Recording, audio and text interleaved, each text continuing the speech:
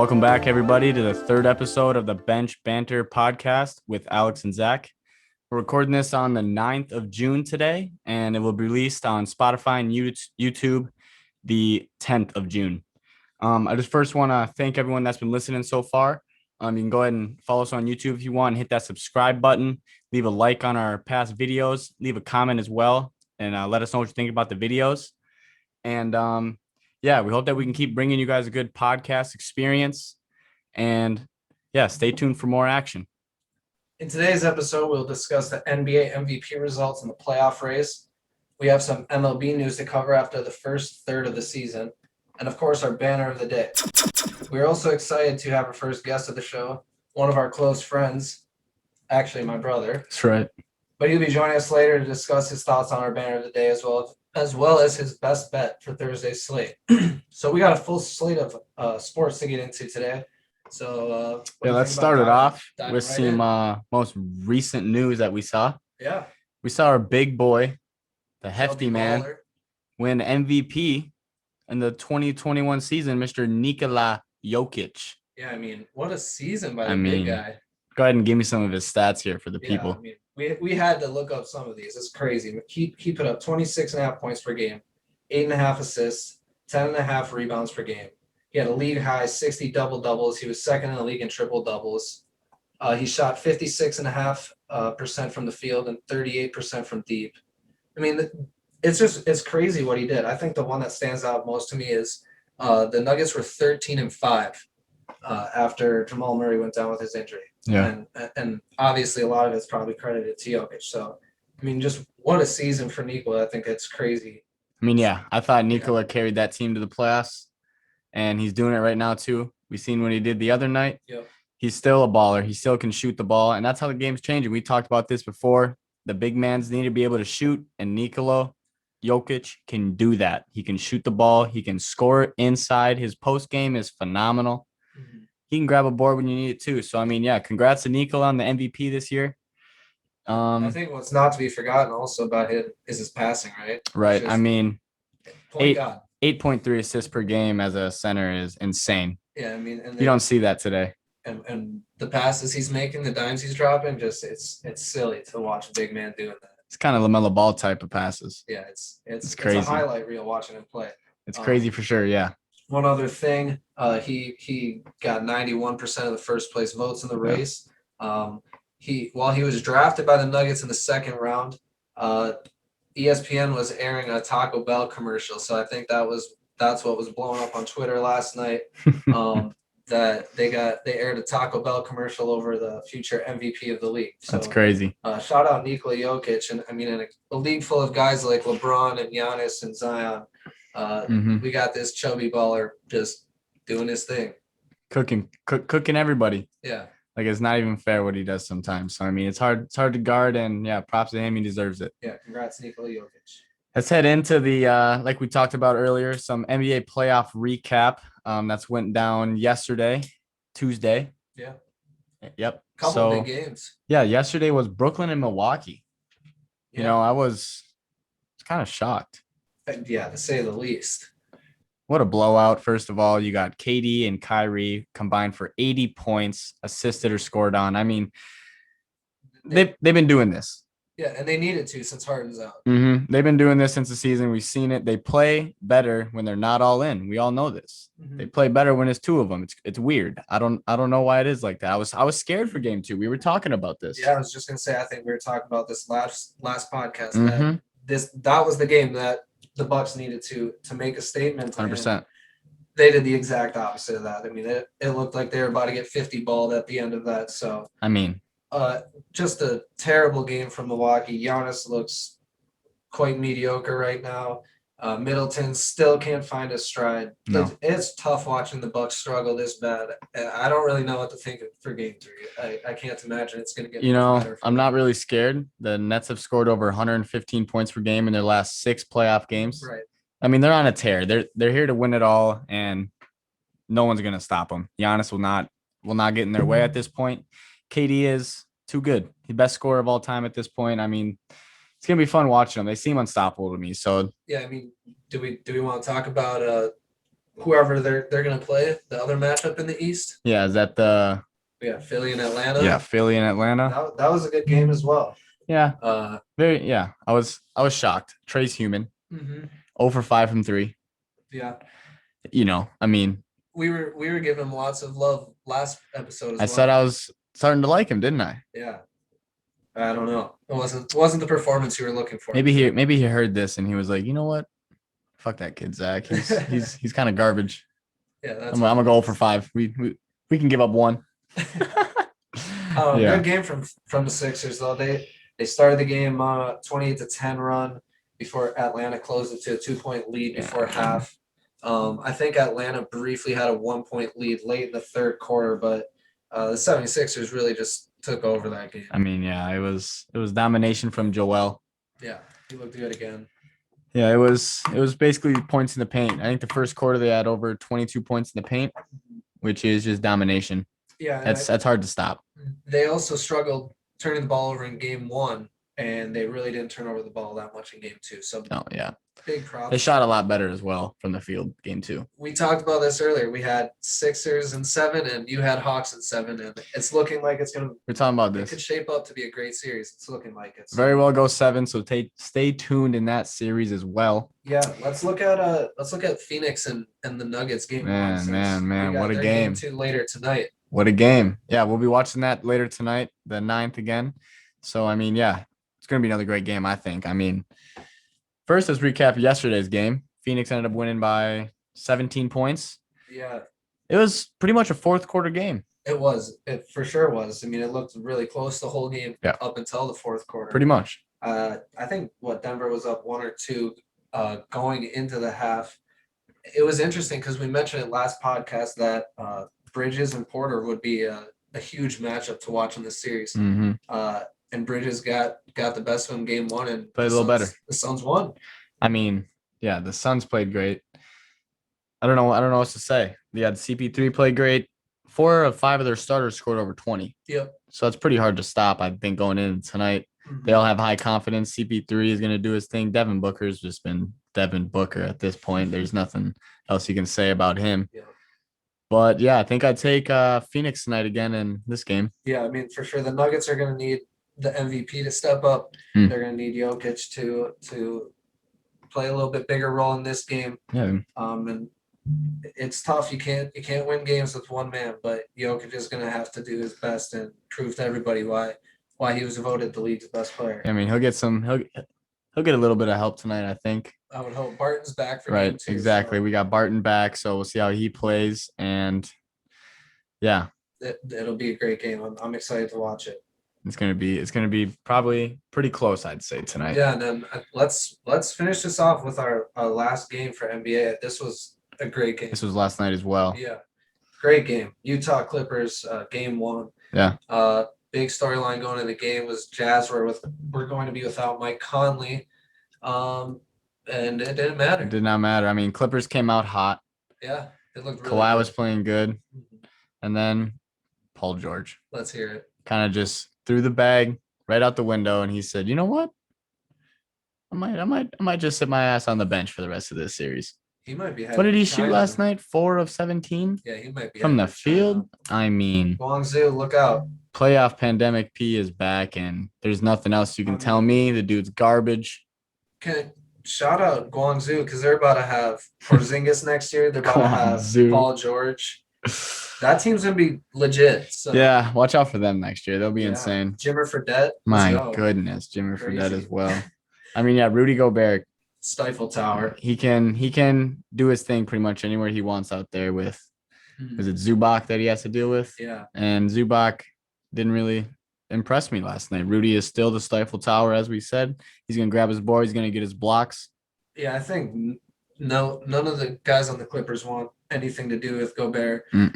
Minus Kawhi, and Kawhi doesn't seem to fear anybody. No, because he's a robot. So yeah.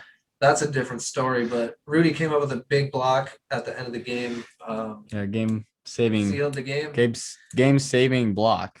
Yeah. To not force OT. So I mean, huge win for the Jazz. Unfortunately, they did not cover the spread. We'll talk about that later in our recap of the best bets. But great game. That'll be a phenomenal series. I'm looking forward to the rest of that one as well. Yeah, so there's your recap on the NBA playoffs.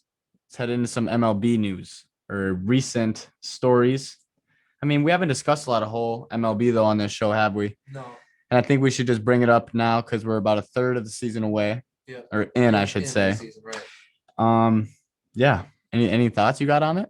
A couple. Just, I mean, I've watched some MLB here and there. Yep, watched a lot of Twinkies ourselves. Right. Minnesota Twins. That's unfortunate. But yes. The NL West looks really good. They got the Giants, Padres, and Dodgers all over 35 wins at this point. All great. Within a game or two of each other. So yeah, I mean that division looks like it'll be fantastic. The Padres and Dodgers are, as expected, we're going to be good. I think the Giants came a little bit out of nowhere. I mean, they're leading the division, so good for them. Giants have been on a roll. Yeah, and then I think we have to talk about this team. The laughing stock of the MLB. The Pirates? Yeah, they're a joke, man. They right now they're 23-36. Wow. And if you guys haven't seen it, they have the worst play of the season. Probably the worst play of the last decade. This is the most funny. It's hilarious. I don't know why I tried to. I don't know how it's just hilarious. Yeah, it's hilarious to watch. Javi Baez grounded to third. The Cubs had a runner on second with 2 outs. He grounds to third, and the third baseman makes like a routine play to first, and their first baseman, instead of making the force out, decides to get in a rundown with Baez back to home. While the runner from second is on his way home, the first baseman throws to home, and they miss it. The guy at home's safe, and there's nobody at first, so Baez just gets a free base. Yeah, he ends up making it to second too. Yeah, just total error. Just a total error. I mean, brain fart, terrible. You never see that. Like, why doesn't he just step on the bag? Does he forget? Did he forget? And yesterday they had one of their hitters hit a home run and forgot to step on first base. Nice, he's out. It's just a joke of a team. Yeah, we'll get off of them for sure. Yeah, we don't need to talk about the Pirates anymore. About the Pirates. My it's just funny though, God. so we got to talk about that. Yeah, wow. You got any thoughts? I mean, yeah, the Reds have the 5th highest batting average that we've seen so far. I mean, they have been on fire. Yeah, but their record's not very good. No. They still have 28-30. They have one of the worst pitching staffs in the entire league. Yeah. 3rd worst team ERA. Their bullpen ERA is the worst. And that's like another team that we like to watch a lot. Yeah. Unfortunately. Pretty similar. Not very good pitching. No. They can hit the bat there, here, and there. Right. Who is it? But they result in losses. Yeah. It's our Twinkies, Minnesota Twins. They're hard to watch sometimes. And it's, we'll be flipping back and forth between sports channels a lot. And we get to the Twins game and I'm like, oh God, here we go. Here we go. It's the same story. It's the same story every night. We're up early, come 7th, 8th inning, give up 5 or 6, and then we lose. Like, it's literally every night. It's the same thing. And it's our bullpen struggling. Yeah. Our bats are doing okay. We rank in the top 3rd of the league in pretty much every batting category, but our pitching's near the bottom. Mm-hmm. We're last in the AL Central, 24-36, but there's a lot of games left. So we're optimistic. Hopefully the Twins can find something. I don't know, maybe make a move or something, and hopefully we can make a late run in the season. But that would be cool. But it's not looked so good so far this season. Yeah. On another hand, Shohei Ohtani, stud. AL MVP favorite at the moment. I mean, he's fun to watch. You always see the highlights of him. He can hit, he can pitch. What can he not do? Right. I was gonna say we've never seen a player like him. Not in our generation. No, we hear about it. Babe Ruth, maybe. Maybe back then, but I mean now that's crazy. It's crazy to think that somebody can play baseball, first of all, at a professional level is hard to do, let alone hit and pitch. And this guy's doing it at a clip that most guys would be happy with. I mean, 16 home runs. He has a 2.7 ERA. His strikeout per 9 innings is 12.8 right now. It's crazy. He's getting 12 strikeouts, and then he's stepping up on the bottom of the inning, and then he says, "Oh, I'm gonna hit a home run off of you," and he just rakes. He hits them far, like 400 feet. Yeah, it's absurd. It's awesome to watch. It's very cool. Yeah, he's a great player. That's fun to watch for sure. I think It's between. I would hate to Yeah. say he's got it locked, but I I don't mean- know who else is going to take it from him. Vladdy Guerrero's in second, but if Ohtani's doing what he's doing, good luck. That's all That I is gotta true. say. Yeah, it's hard. It's hard to catch up to that. What about the NL? That's a fun one. I mean, I got my boy Fernando. Yeah, He's so fun to watch, he is. He's electric. and he's got this. He's got the nuts on him too. Oh yeah, I mean, he'll hit it. He'll smack a home run in your face and talk his shit walking to first. he walks the walk and he talks the talk. Yeah, he's there, man. He's great. He's fun to watch a lot. I mean, 17 home runs this season. They're pretty compared between. They are. Yeah, I mean, We're talking about Acuna as well, who's him and probably Tatis are the NL MVP racers right now. Yeah, it's very close. Yeah, I mean, both 18, 17 home runs, 39 RBIs, and a 2.9. I mean, they both are just absurd. And even better, they're both young. They're guys our age. It's cool to see these young guys just taking over the sport and really showing what the future looks like for baseball. It's gonna be cool. I mean, these guys are going to be a problem for a long, long time, and both of them are just so fun to watch. I think that's something that's been lost in baseball over time, or something that's obviously been frowned upon is people being loud and proud. And what's wrong? There's nothing wrong with people getting emotional, and if you don't want to see it, get them out. Sorry. Yeah, 100%. Get them out of here. Yeah. Yeah. So I think we'll be done there for MLB. We got a little bit of NHL we want to cover before we get into the banter of the day. Oh man. But there are some good games, some good series. I was jacked. So there's a bet of the day we'll cover later. My Golden Knights won. Well, I mean, let's cover this game first, right? Mm-hmm. Vegas takes a 3-2 series lead over Colorado Avalanche. I mean, this is what a great series. Great series. That was fun to watch. I couldn't watch most of it. I was stuck at work the other night. But Colorado goes up 1-0 in the first. 2-0. 2-0. They scored late. Sorry. 1-0 at the end of the first. 1-0 end of the first. Yep. They score one late in the second to go up 2-0. Mm-hmm. Vegas fights back, scores two more. Right away in the third. Right. Forces OT. Mm-hmm. What was it, 30 seconds in? I think it was something 50, like that. Yeah, I think 30 or about a minute in. They win the game, and Vegas steals a game on the road, which is huge. Yeah. Mark Stone on the break. Oh, my God. Cheddar. Back I mean, Mark Stone, Alec Touch, William Karlsson has been playing out of his mind. All these guys. I really would have loved to watch the Wild play the Avalanche, but I don't think we would have stood a chance. No. And Vegas is showing why they can beat the Wild. Yeah, and Vegas. Yeah, they're always there every year since they came in. They've been the team to talk about. I mean, and now they got a game going home to win the series. Right, that's huge. It's huge. Well, what a game to steal on the road for Vegas. Yeah, that's all. That's all you can ask if you're Vegas is to go back home for Game 6 with a win advantage. And do they play tonight, the 9th? Let me check that quick here. If they, I believe it's either tonight or tomorrow. But back in Vegas, you got to give me Vegas again if I had to call again. Yeah, so winner of that game will go on to take on Montreal, who just got the sweep. So that'll be another interesting series. Yeah, I mean, Montreal had a walk. We'll see how they can hang with these two teams. Both teams are powerhouses. Both like to score. Both have the scorers. Yep. So we'll see how it goes. I mean, that'll be a great series to watch as well. Whoever advances from this one first. Yeah, and then on the other side, Lightning got a big win in Game 5. Tampa Bay. 2-0. They won the series 4-1. Got a goal from Braden Point, who's tied now with Nate McKinnon from Colorado with 8 goals in the playoffs. They're going to take on the winner of the Bruins and Islanders game, which is actually going on right now. First period 0-0. But yeah, that's a big game. Islanders are leading that series 3-2. I mean, yeah, Islanders win 2 in a row to take the series lead on the Bruins. Yep. Bruins have pretty much choked those last 2 games. They need something to get it going, yeah. And the Lightning will be a tough team to beat as well, whoever advances from that. So for sure. They're going to have their hands full. And that one will for sure be a good series to watch as well. 100%. But yeah, I think it's that was a good little recap of, we had the NBA, NFL, MLB in there too. We got everything in there. Yeah. So we'll head on into our banner of the day. We got a special guest like we talked about earlier. Yes, we do. You want to go ahead and get him on the call? Yeah, we can get him on in here. And there he is. So yeah. How's it going? Good. How are you doing? Doing pretty good. Thanks for having me on. Yeah.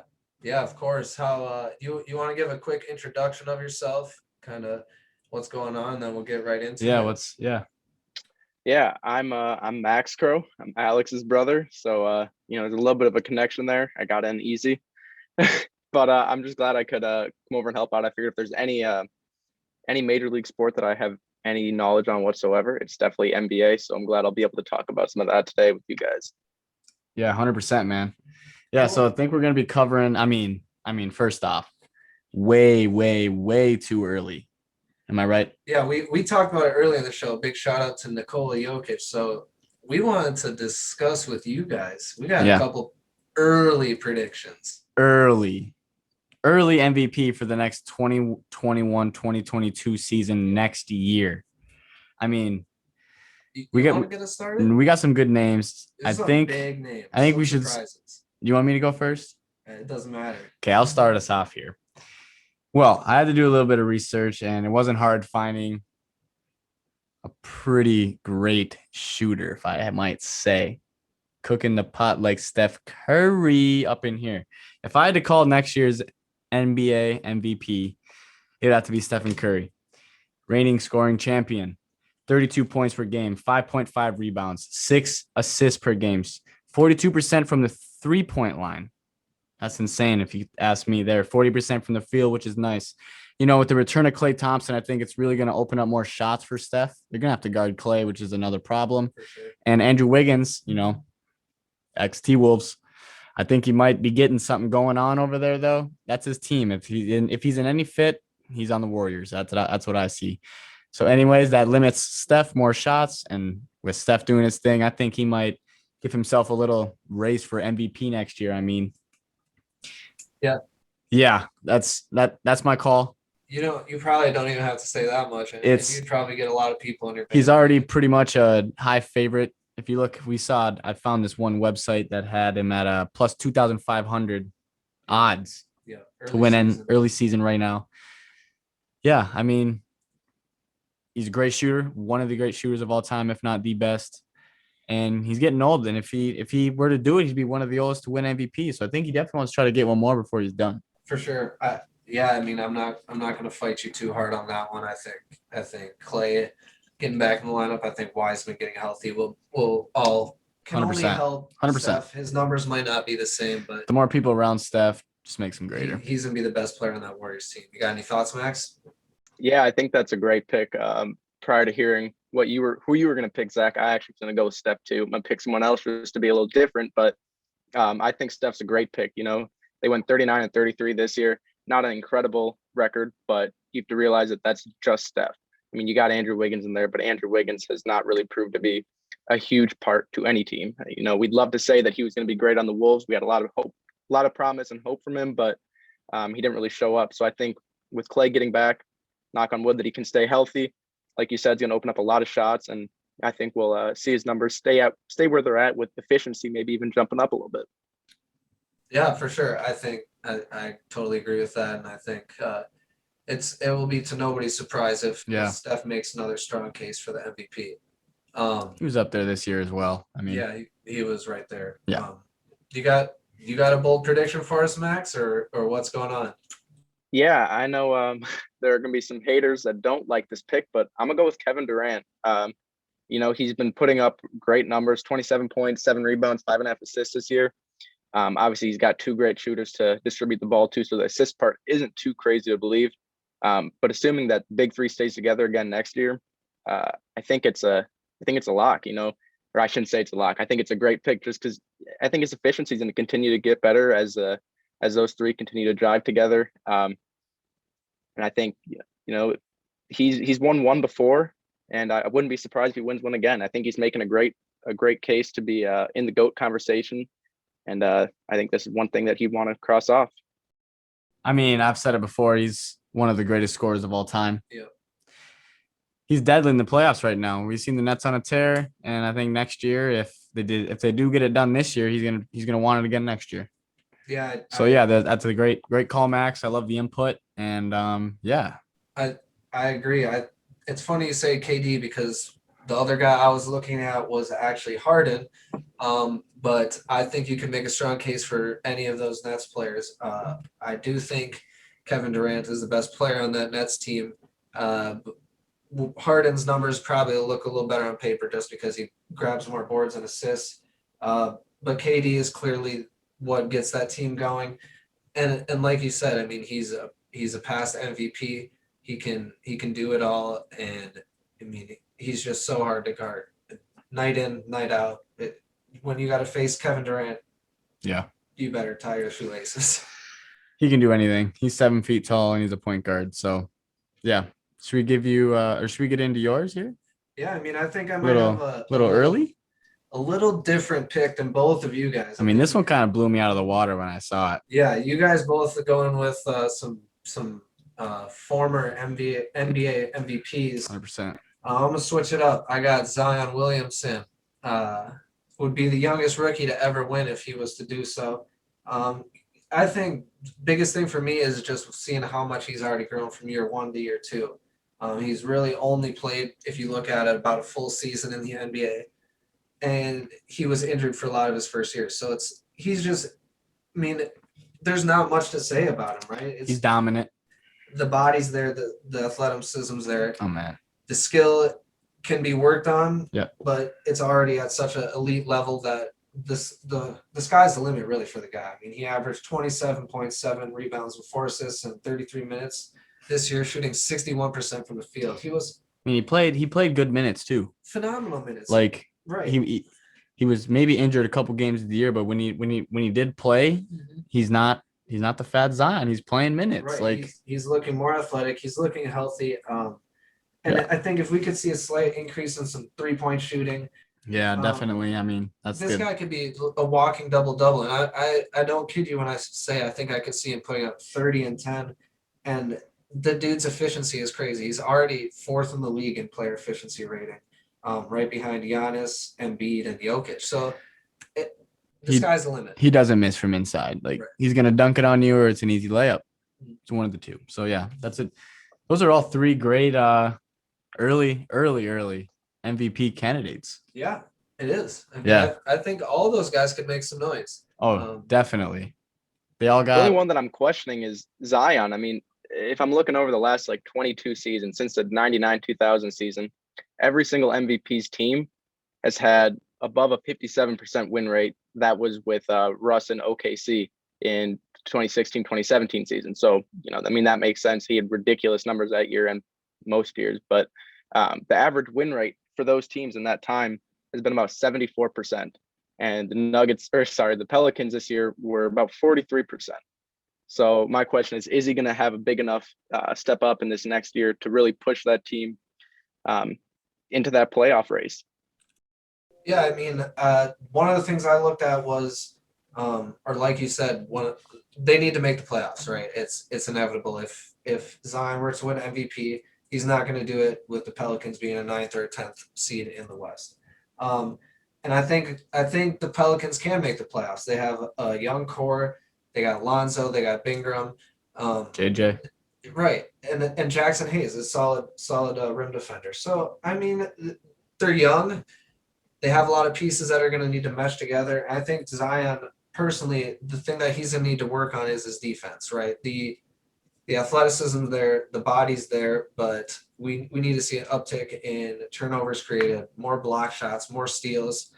And I mean, naturally, the guy's going to fall into plays where he's going to need to make defensive stops, right? He's that big, he's that athletic where if the Pelicans want to win and win against the best teams, Zion's going to have to step up and be the face of that franchise. Yeah, well said. Yeah, I think we'll move on into our best bets of the recap here. Max, we'll have you hang around with us because I heard you have some best bets for Thursday as well that you will share with us. For sure. So, yeah, let's go ahead and recap Tuesday's best bets. I ended up hitting on one of them. Yeah. Vegas, Golden Knights, baby. They saved it for me in OT as we were talking about. Yeah, that was a big If you did bet that, I was plus 125, so you made a little bit of money back there. Yeah. But besides that, I did lose on another one. Yeah, I mean, we had 2 tough losses. Go ahead and talk about both of them because they were both within 1 point. So yeah. We had the Hawks 76ers first half over 113.5 that I talked about last week. We thought that both teams would come out hot again. It was definitely more the 76ers show this time around. They're a little slower. It ended up being 112. So part of me, I actually thought we had 113 and we were a point away from pushing, but ultimately unfortunate because Embiid got a technical with 1 minute left in the first half. This was absurd. They went and reviewed it, and Gallinari got teed as well. So they got double technical, no free throws. And 112 did not hit the over. And similarly for the Jazz, they were close. They ended up winning by. Donovan Mitchell came down the floor and he was driving to the left side. He decided to fade out of bounds from like 25 feet and he just clanked it. And I rolled over and I said, "Why?" Yeah, we wanted something good for you guys. It was yeah. So I mean, hopefully we can do a little better this week. We got some good ones for you guys. Yeah, we'll have you start it off here, Alex, and then we'll go into the other two. I'm gonna stick with NBA.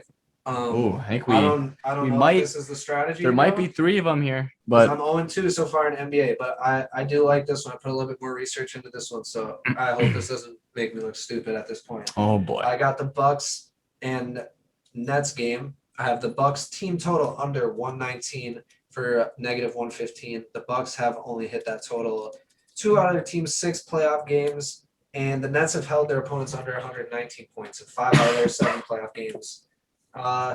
In the Nets' past 3 games, teams are averaging about 100 points against them. I don't expect the Bucks to hit 119 points at this rate. They just don't look like the same Bucks team. So I'll take the under there. We'll go ahead and pair that with my best bet of Thursday. I mean, as you said, the Bucks will not score, and Brooklyn Nets, they score over 115 in the past 6 games. So you can give me them +3. Yeah, I thought on this book. Weird. This is pretty crazy. +3 is what we have it at. So yeah, I'm all over that. I think they win game 3, and yeah, like I said, there's no stopping the Nets. So I'm all in on the bandwagon for them. So yeah, we're going on the Nets train. +3 for me. Yeah. Max, we'll get into your best bet of Thursday. I'm gonna get away from the Nets, even though I feel like betting on the Nets right now is always a good option. They seem unstoppable, but I'm gonna go with the Clippers at a +3 for the spread in game 2. I mean, they nearly took game 1, and that was with Paul George, like you said, playing like pandemic P. And that's something we don't want to see. Not a Paul George hater, but facts are facts. He did not shoot well. 4 of 17 is not great. But I think if you're barely losing to a Jazz team and you're playing that poorly, if your second best player is playing that poorly, it seems like a good bet that if he can turn it around, if he can even have a decent game, that they'll have a chance to win it. And they were outscored by, I think, 16 in the second half, 13 in the third quarter alone. So, barring another breakdown, I think the Clippers cover, and I think they win that game tied up at 1-1. Wow. I think that's a good bet as well. I think I don't know who's going to win it, but I know it's going to be a close game.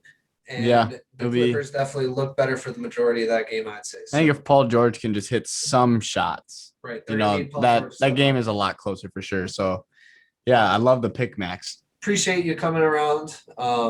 Take it easy. Hopefully, we'll get you on for another. Yeah, appreciate all the thoughts that you had on the banner of the day, and maybe KD does win it, and all of a sudden you're a stud. Yeah, we'll see. I'll stay hopeful. Thanks for having me on, guys. I'll see you guys later. Yeah, thanks, Max. So yeah, we're just gonna wrap up the podcast here. Hope you guys liked episode 3. We hoped, or we actually really loved going through the NBA playoffs. I mean, that's what we have the most fun with here. Yeah, looking at it's the most action right now going on. There's a lot of great teams playing, and yeah, every night there's some good games. So talking about Jokic, recapping some of the MLB and NHL games. We hope you guys liked our banner of the day, and our guest for the show, and our best bets. Yeah. Fingers crossed, because we need some luck. Once again, take them or leave them. So go ahead. If you're listening on Spotify, go ahead and drop us a follow. And if you're on YouTube, hit that subscribe button and hit that like button as well. And leave us a comment what you thought about today. Give us a little topic for maybe the next banner of the day, something that you guys think would be interesting to talk about. Yeah, we're looking to get 50 subscribers, I think. Yep. We have a little giveaway we want. I have a giveaway that we'll talk about later. We'll keep it a secret for now, but we'll bring it up now. Once we get 50 followers and subscribers out on the channel here, we're gonna do a little giveaway for you guys. So yeah, once again, thanks everyone for tuning in for today's episode, and we look forward to talking about sports again. Peace.